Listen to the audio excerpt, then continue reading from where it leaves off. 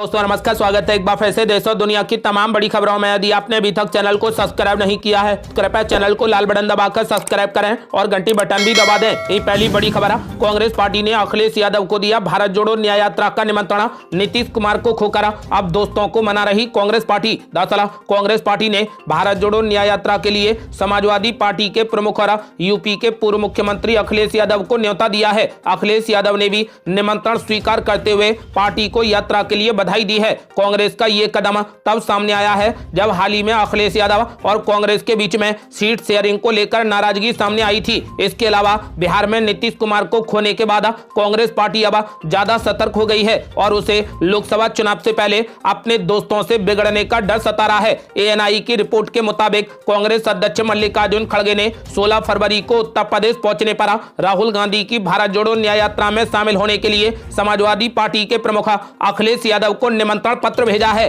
अगली बड़ी खबर, लोकसभा चुनाव से पहले शरद पवार को लगा बड़ा झटका। अजीत पवार गुठी होगा असली एनसीपी, चुनाव आयोग ने सुना दिया बड़ा फैसला। दरअसल लोकसभा चुनाव से पहले महाराष्ट्र की सियासत से बड़ी खबर सामने आई है। चुनाव आयोग ने अजीत पवार गुट को असली एनसीपी करार दिया है। पार्टी का नाम और चुनाव चिन्ह भी अब अजीत पवार को मिल गया है। ये अजीत पवार के लिए बड़ी जीत है तो उनके चाचा शरद पवार के लिए लोकसभा चुनाव से पहले करारा झटका है। चुनाव आयोग ने राज्यसभा चुनावों के मद्देनजर शरद पवार को अपने नए राजनीतिक गठन का नाम रखने के लिए विशेष छूट दी है। चुनाव आयोग ने कहा कि विवादित आंतरिक संगठनात्मक चुनावों के मद्देनजर विधायी बहुमत के परीक्षण ने अजीत पवार गुट को एनसीपी का चुनाव चिन्ह हासिल करने में मदद की। 6 महीने से अधिक समय तक चली 10 से अधिक सुनवाई के बाद चुनाव आयोग ने एनसीपी में विवाद का निपटारा कर दिया और अजीत पवार के नेतृत्व वाले गुट के पक्ष में फैसला सुना दिया। पार्टी का सिंबल घड़ी अब अजीत पवार के पास रहेगा। अगली बड़ी खबर, असली एनसीपी की लड़ाई जीतने के बाद अजीत पवार ने दी पहली प्रतिक्रिया। बोले हम इस फैसले को विनम्रता पूर्वक स्वीकार करते हैं। दरअसल चुनाव आयोग ने बड़ा फैसला सुना दिया, अजीत पवार को असली एनसीपी करार दिया। अब अजीत पवार के पास में पार्टी और पार्टी का सिंबल रहेगा। इस पर अजीत पवार ने अपनी प्रतिक्रिया देते हुए कहा कि वो इस फैसले को विनम्रता पूर्वक स्वीकार करते हैं। चुनाव आयोग ने अपने फैसले में राज्यसभा चुनाव के मद्देनजर शरद पवार को अपने नए राजनीतिक दल का नाम रखने के लिए विशेष छूट प्रदान की है। एनसीपी के नाम और चुनाव चिन्ह के मामले में चुनाव आयोग द्वारा अजीत पवार के पक्ष में फैसला सुनाए जाने पर पार्टी के कार्यकारी अध्यक्ष प्रफुल्ल पटेल ने कहा कि हम चुनाव आयोग के फैसले का स्वागत करते हैं। किसी भी राजनीतिक पार्टी के लिए चुनाव चिन्ह बेहद महत्वपूर्ण होता है। उन्होंने कहा कि हो सकता है कि कल इस फैसले को सुप्रीम कोर्ट, हाई कोर्ट में चुनौती दी जाए। उन्होंने कहा कि इसमें हमें कुछ कहना नहीं है, हम चुनाव आयोग के फैसले का स्वागत करते हैं। अगली बड़ी खबर, पीएम मोदी के 400 पार के दावे पर कांग्रेस नेता केसी वेणुगोपाल ने बोला जबरदस्त हमला। बोले अब चुनाव की जरूरत नहीं। दरअसल प्रधानमंत्री नरेंद्र मोदी ने जब लोकसभा में राष्ट्रपति के अभिभाषण पर धन्यवाद प्रस्ताव पर संबोधन दिया तो उन्होंने इस बात का दावा किया कि लोकसभा चुनाव 2024 में भारतीय जनता पार्टी 317 और एनडीए 400 सीटों को पार कर जाएगा। उनके इस दावे पर अब राजनीतिक घमासान मचा हुआ है। विपक्षी दलों की प्रतिक्रियाएं आ रही हैं। कांग्रेस महासचिव केसी वेणुगोपाल ने कहा कि अब चुनाव कराने की जरूरत नहीं है। वहीं नेशनल कॉन्फ्रेंस के अध्यक्ष और जम्मू कश्मीर के पूर्व मुख्यमंत्री फारूक अब्दुल्ला ने कहा कि उनके पास तो कोई तिलस्मी चिराग है। केसी वेणुगोपाल ने कहा कि अब चुनाव की जरूरत नहीं है। जब उनको पहले ही 400 सीटें मिल चुकी हैं तो चुनाव का क्या मतलब है। लोकतंत्र में सब कुछ जनता को तय करना होता है। उन्होंने कहा कि ऐसे में हमें पूरा विश्वास है कि इस बार जनता देश की तानाशाही सरकार को बदलने का फैसला करेगी। अगली बड़ी खबर, राहुल गांधी ने कर दिया बड़ा ऐलान, दे दी बड़ी गारंटी। बोले यदि केंद्र में इंडिया गठबंधन की सरकार बनती है तो 50% आरक्षण की लिमिट को उखाड़ फेंकेंगे। दरअसल कांग्रेस नेता राहुल गांधी ने आरक्षण को लेकर बड़ा ऐलान कर दिया है। उन्होंने कहा कि केंद्र में यदि इंडिया गठबंधन की सरकार बनती है तो आरक्षण पर 50% की सीमा हटा देंगे और देश में जाति आधारित जनगणना होगी। कांग्रेस के पूर्व अध्यक्ष राहुल गांधी ने सोशल मीडिया एक्स पर वीडियो शेयर कर कहा कि आरक्षण पर 50% की लिमिट है और हम उसे उखाड़कर फेंक देंगे। उन्होंने कहा कि ये कांग्रेस पार्टी और इंडिया गठबंधन की गारंटी है। आपको बता दें कि राहुल गांधी ने कहा कि मौजूदा प्रावधानों के तहत 50% से अधिक आरक्षण नहीं दिया जा सकता, लेकिन इसे कांग्रेस और विपक्षी गठबंधन इंडिया की सरकार उखाड़ फेंकेगी। उन्होंने कहा कि दलितों और आदिवासियों के आरक्षण में कोई कटौती नहीं होगी। अगली बड़ी खबर, यूपीए सरकार के आर्थिक कुप्रबंधन पर श्वेत पत्र लाएगी मोदी सरकार। शुक्रवार या शनिवार को संसद में होगा पेश। दरअसल कांग्रेस के नेतृत्व में रही यूपीए सरकार के 10 सालों के आर्थिक कुप्रबंधन को लेकर केंद्र की नरेंद्र मोदी सरकार संसद में श्वेत पत्र लाएगी। ये श्वेत पत्र सदन में शुक्रवार को या फिर शनिवार को पेश किया जा सकता है। श्वेत पत्र में आर्थिक कुप्रबंधन के अलावा यूपीए सरकार के दौरान उठाए जा सकने वाले सकारात्मक कदमों के असर के बारे में भी बात की जाएगी। साथ ही पत्र में भारत की आर्थिक दुर्गति और अर्थव्यवस्था पर पड़े नकारात्मक प्रभावों को भी विस्तार से रखा जाएगा। ये ऐसे समय में सामने आ रहा है जब सोमवार को ही पीएम नरेंद्र मोदी ने लोकसभा में राष्ट्रपति के अभिभाषण पर धन्यवाद प्रस्ताव पर हुई चर्चा का जवाब देते हुए कांग्रेस पर निशाना साधा था। उन्होंने सदन में कहा था कि कांग्रेस सिर्फ एक परिवार में उलझ गई है, इन्होंने देश के लोगों के लिए कोई भी काम नहीं किया है। अगली बड़ी खबर, ज्ञानवापी मामले में आज फिर से होगी सुनवाई। मुस्लिम और हिंदू पक्ष ने कोर्ट में पेश की दलीलें। दरअसल उत्तर प्रदेश स्थित ज्ञानवापी मामले में इलाहाबाद हाई कोर्ट में मंगलवार को सुनवाई हुई। सुनवाई की शुरुआत मुस्लिम पक्ष की दलीलों से हुई। अब इस मामले की सुनवाई आज फिर से होगी। आपको बता दें कि मुस्लिम पक्ष के वकील नकवी ने कहा कि वाराणसी के डीएम ने 31 जनवरी के जिला जज के आदेश को लेकर बेहद जल्दबाजी में काम किया। उन्होंने सिर्फ 7 से 8 घंटे में तहखाना खुलवा दिया, वहां साफ सफाई करा दी और पूजा भी शुरू करा दी। वो ये नहीं बता सकेंगे कि इतनी जल्दी उन्हें आदेश की कॉपी कैसे प्राप्त हुई। नकवी ने कोर्ट से अनुरोध किया है कि इस बारे में वाराणसी कोर्ट और डीएम को मिले आदेश के सभी रिकॉर्ड समन कर लिए जाएं तो सच्चाई सामने आ जाएगी। उन्होंने कहा कि ये सब कुछ कानून के दायरे में नहीं हुआ है। आपको बता दें कि इस मामले में आज फिर से सुनवाई होगी। अगली बड़ी खबर, मथुरा में शाही जामा मस्जिद की जगह पहले मंदिर था, औरंगजेब ने इसे तोड़ा।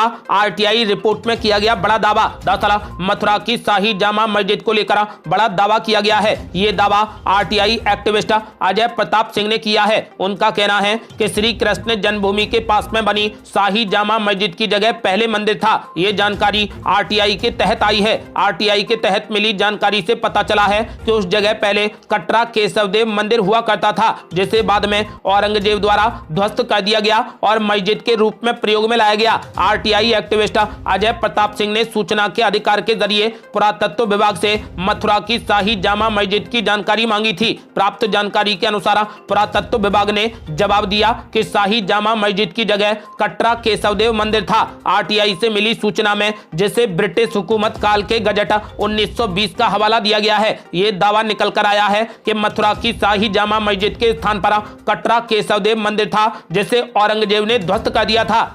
अगली बड़ी खबर, कमलनाथ के बीजेपी में शामिल होने की जोरों से चल रही चर्चा।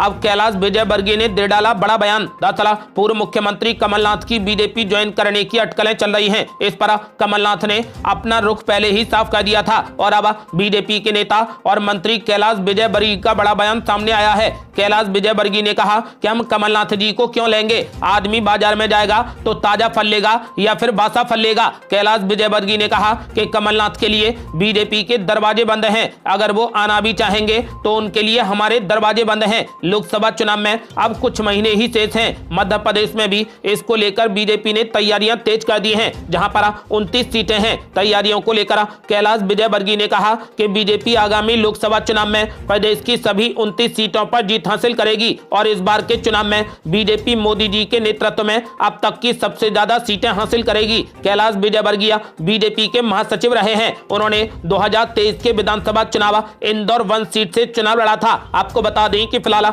उन्होंने कमलनाथ के बीजेपी में शामिल होने को लेकर सारी अटकलबाजियों को खत्म कर दिया है। उन्होंने कहा कि कमलनाथ के लिए बीजेपी के दरवाजे हमेशा के लिए बंद हैं।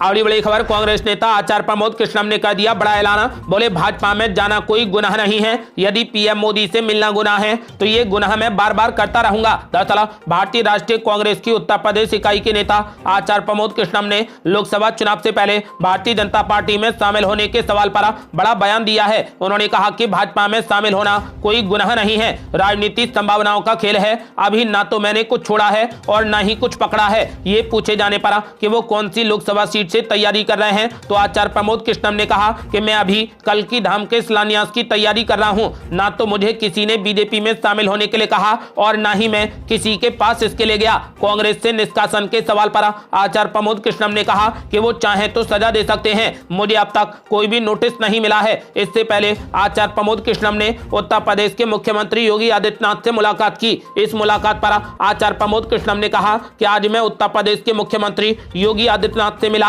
और उन्हें श्री कल्की धाम के शिलान्यास समारोह का निमंत्रण दिया। हमें पूरा विश्वास है कि वे उसमें अवश्य आएंगे। आचार्य प्रमोद कृष्णम ने गांधी परिवार को निमंत्रण देने के सवाल पर कहा कि सभी को निमंत्रण जाएगा, ये तो 19 फरवरी को पता चलेगा कि कौन आया और कौन नहीं आया। मुख्यमंत्री योगी आदित्यनाथ से मुलाकात के संदर्भ में आचार्य प्रमोद कृष्णम ने कहा कि मेरी कोई और चर्चा उनके साथ नहीं हुई। उन्होंने कहा कि राम मंदिर प्राण प्रतिष्ठा में जाना यदि गुनाह है तो इस गुनाह की सजा भुगतने को मैं तैयार हूं। उन्होंने कहा कि अगर प्रधानमंत्री मोदी और मुख्यमंत्री योगी से मिलना गुनाह है तो ये गुनाह मैं बार बार करता रहूंगा। अगली बड़ी खबर, इंडिया गठबंधन पर कांग्रेस नेता आचार्य प्रमोद कृष्णम ने एक बार फिर से बोला जबरदस्त हमला। बोले इंडिया गठबंधन का नीतीश कुमार ने पटना में कर दिया अंतिम संस्कार। दरअसल भारतीय राष्ट्रीय कांग्रेस की उत्तर प्रदेश इकाई के नेता आचार्य प्रमोद कृष्णम ने इंडिया गठबंधन पर बड़ा जुबानी हमला बोला है। उन्होंने इंडिया गठबंधन पर कहा कि मुझे लगता है कि इंडिया गठबंधन जैसी कोई चीज नहीं है। आपको बता दें कि आचार्य प्रमोद कृष्णम ने कहा कि इंडिया गठबंधन का जैसे ही जन्म हुआ वैसे ही वो बहुत बीमारियों से ग्रस्त हो गया, आईसीयू में चला गया और फिर वेंटिलेटर पर आ गया और बाद में नीतीश कुमार ने इसका पटना में अंतिम संस्कार कर दिया। आपको बता दें कि कांग्रेस नेता आचार्य प्रमोद कृष्णम एक कांग्रेस के ऐसे नेता हैं जिस पर कांग्रेस अभी तक कोई भी प्रतिबंध नहीं लगा पाई है। आपको बता दें कि वो दिल खोलकर बोलते हैं और कांग्रेस भी अभी तक उनका कुछ नहीं बिगाड़ पाई है। ऐसा माना जा रहा है कि आचार्य प्रमोद कृष्णम जल्द ही बीजेपी में शामिल हो सकते हैं, लेकिन अभी तक उन्होंने इसको लेकर कोई भी बयान नहीं दिया है। उन्होंने ये साफ जरूर कर दिया है कि बीजेपी में जाना कोई गुनाह नहीं है और राजनीति संभावनाओं का खेल है। इससे ऐसा माना जा रहा है कि वो बीजेपी में जाने के लिए पूरे तरीके से तैयार हैं, लेकिन अभी तक ना तो उन्होंने कोई घोषणा की है और ना ही बीजेपी ने कोई घोषणा की है। तो वहीं कांग्रेस पार्टी भी उन पर कोई एक्शन नहीं ले रही है। अगली बड़ी खबर, उद्धव ठाकरे ने पीएम मोदी पर बोला जबरदस्त हमला।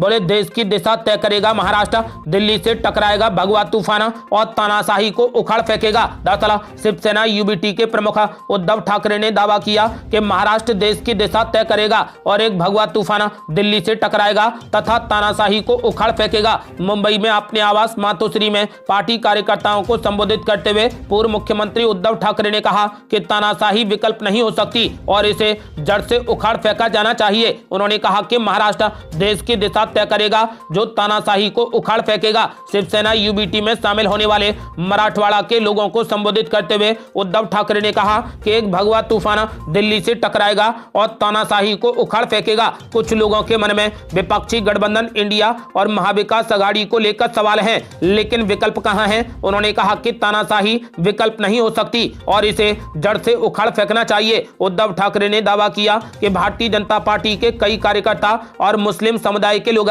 उनकी पार्टी में शामिल हो रहे हैं। प्रधानमंत्री नरेंद्र मोदी पर हमला करते हुए शिवसेना यूबीटी के नेता उद्धव ठाकरे ने कहा कि मन की बात और जन की बात के बीच में कोई भी संबंध नहीं है।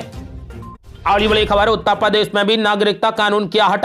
योगी सरकार के उप मुख्यमंत्री ने कर दिया बड़ा ऐलान। दरअसल उत्तराखंड में मुख्यमंत्री पुष्कर सिंह धामी ने मंगलवार को समान नागरिक संहिता विधेयक पेश कर दिया है। 8 तारीख तक विधानसभा में इस पर चर्चा होगी। अगर ये विधेयक सदन में पास होता है तो फिर ये राज्यपाल के पास जाएगा, जहां से हस्ताक्षर के बाद ये कानून का स्वरूप धारण करेगा। इस बीच उत्तर प्रदेश में योगी सरकार के उप मुख्यमंत्री केशव प्रसाद मौर्य ने एक बड़ा दावा कर दिया है। मंगलवार को ही एक सोशल मीडिया पोस्ट में उन्होंने दावा किया कि यूपी में भी यूसीसी आएगा, बस सही समय का इंतजार है। उत्तर प्रदेश के उप मुख्यमंत्री केशव प्रसाद मौर्य ने कहा कि मैं उत्तराखंड के मुख्यमंत्री पुष्कर सिंह धामी को और उनकी सरकार को समान नागरिक संहिता लाने के लिए बधाई देता हूं। उन्होंने कहा कि ये देश सबका साथ, सबका विकास, सबका सम्मान और सबको स्थान देते हुए आगे बढ़ रहा है। उन्होंने साफ कर दिया है कि उत्तर प्रदेश में भी नागरिकता कानून आएगा, बस सही समय का इंतजार है।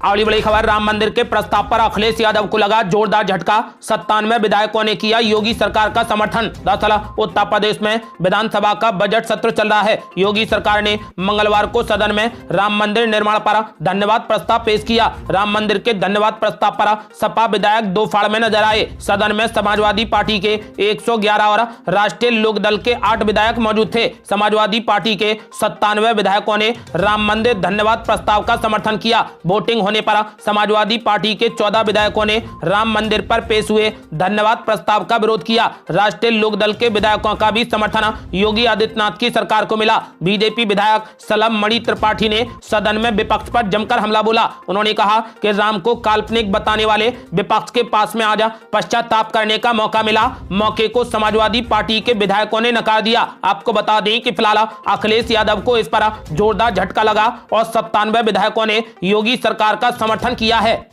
अगली बड़ी खबर, अखिलेश यादव को एक और बड़ा झटका। जयंत चौधरी की बीजेपी के बड़े नेताओं से हुई मुलाकात, एनडीए में शामिल होने का मिला ऑफर। दरअसल लोकसभा चुनाव से पहले उत्तर प्रदेश में बड़े सियासी बदलाव की सुगबुगाहट तेज होती जा रही है। सूत्रों के मुताबिक दिल्ली में जयंत चौधरी की बीजेपी के बड़े नेताओं से मुलाकात हुई है। सूत्रों का तो यहां तक कहना है कि बीजेपी ने आरएलडी के मुखिया जयंत चौधरी को एनडीए में शामिल होने का ऑफर भी दे दिया है। सूत्रों की माने तो बीजेपी पश्चिमी यूपी की 4 से 5 सीटें आरएलडी को देने को तैयार है। इसके साथ ही पार्टी ने जयंत चौधरी को केंद्र और राज्य में मंत्री पद देने का भी ऑफर दिया है। बता दें कि अभी फिलहाल आरएलडी का समाजवादी पार्टी के साथ में गठबंधन है और समाजवादी पार्टी ने आरएलडी को 7 सीटें दी हैं। आपको बता दें कि ऐसे में अगर जयंत चौधरी कोई बड़ा फैसला लेते हैं तो ये इंडिया गठबंधन के लिए सबसे बड़ा झटका होगा और साथ ही अखिलेश यादव के लिए करारा झटका होगा।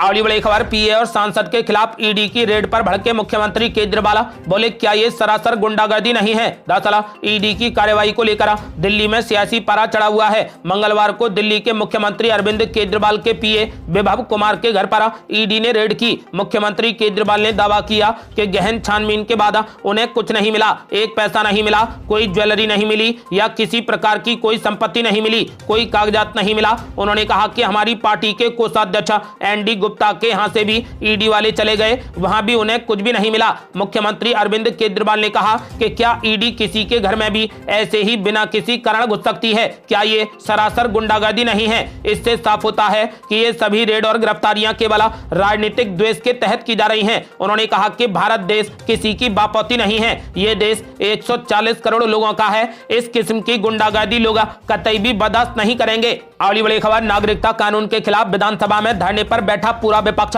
सरकार के खिलाफ जमकर की नारेबाजी, यूसीसी पर कर दी बड़ी मांग। दरअसल उत्तराखंड विधानसभा में यूनिफॉर्म सिविल कोड के मुद्दे पर विपक्ष मंगलवार को एकजुट नजर आया। विपक्षी विधायकों ने सरकार की मंशा पर सवाल खड़े कर दिए हैं। उन्होंने कहा कि यूसीसी बिल की कॉपी नहीं सौंपी गई है, आखिर बिना पढ़े सदन की चर्चा में भाग कैसे लेंगे। नाराज विपक्षी विधायक सदन में ही धरने पर बैठ गए। विपक्षी विधायकों ने सदन में सरकार के खिलाफ जमकर नारेबाजी की। उत्तराखंड में यूनिफॉर्म सिविल कोड का मुद्दा चर्चा का विषय बन गया है। सरकार के खिलाफ विपक्षी विधायक पूरे तरीके से लामबंद हैं। सदन में विपक्षी विधायकों ने धरना देकर जमकर नारेबाजी की है। उन्होंने कहा कि सरकार से कई बार यूसीसी बिल की कॉपी मांगने के बावजूद कॉपी नहीं मिली है। कांग्रेस के साथ में बसपा का भी समर्थन मिला है। बसपा के एकमात्र विधायक शहजाद अहमद ने सरकार पर मनमानी करने का आरोप लगाया। विपक्षी विधायकों के हंगामे से सदन में अफरा तफरी की स्थिति बन गई। बसपा विधायक शहजाद अहमद ने भी कांग्रेस को समर्थन दिया है। उन्होंने कहा कि सरकार